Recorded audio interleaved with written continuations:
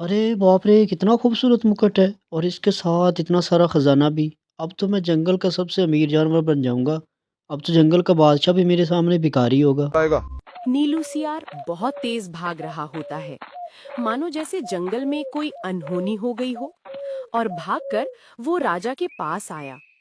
अरे नीलू, इतनी जल्दी में कहाँ से भाग के आ रहे हो? जंगल में सब ठीक तो है ना? जंगल में तो सब ठीक है महाराज, लेकिन आपको मेरे पिताजी यानी आपके पिताजी के महामंत्री ने आपको याद किया है।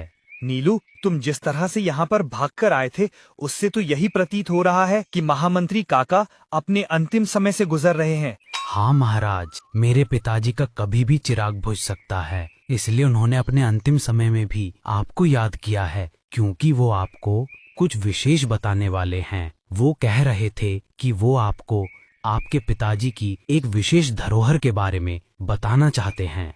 विशेष धरोहर? ठीक है तो नीलू, जल्दी चलो, कहीं तुम्हारे पिताजी का चिराग ना बुझ जाए। और वो दोनों महामंत्री काका के पास जा रहे होते हैं। तभी उनको इतनी जल्दी में जाते हुए लकी गधा देख लेता है। अरे ये दोनों इतनी जल्दी में कहाँ जा रहे हैं? और शेर सिंह के साथ तो पुराने महामंत्री का बेटा भी है। क्या कारण हो सकता है जो ये जा रहे हैं? शायद महामंत्री अपने अंतिम समय में हैं। उसने शेर सिंह को याद किया होगा। शायद कुछ राज की बात बता दे। चलना पड़ेगा इनके पीछे पीछे। और लकी गधा भी उनके पीछे चल दिया। शेर सिंह और नीलू तो महामंत्री के पास पहुंच गए, लेकिन लकी एक पेड़ के पास रुक गया और उनकी बातों को सुनने लगा। महामंत्री काका, आपने मुझे याद किया? हाँ राजन, मैंने तुमको याद किया। तुम तो जानते हो मैं तुम्हारे पिताजी का महामंत्री था। तुम्हारे पिताजी की तो पहले ही मृत्यु हो गई थी, तो मैं बड़े मुश्किल से राजपाट बचाकर तुमको यहाँ का राजा बनाया और तुम्हारी हिफाजत की। और बेटा, अब मेरा अंतिम समय आ गया है, इसलिए मैं तुमको एक राज की बात बताकर जाने वाला हूँ। तो अच्छा बुड्ढा, राज की बात बताने वाला है क्या? हाँ काका, मैं तुम्हारे पास ही बैठा हूँ।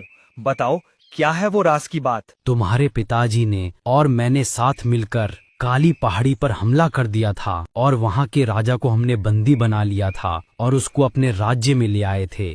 तब इस बात का पता काली पहाड़ी की एक जादूगरनी को चला, तो वो हमारे जंगल में आ गई और उसने काली पहाड़ी के राजा को आजाद करने की मांग की। तो हमने राजा के बदले में एक अनोखी चीज उस जादूगरनी से मांग ली, और वो चीज थी जादुई मुकुट।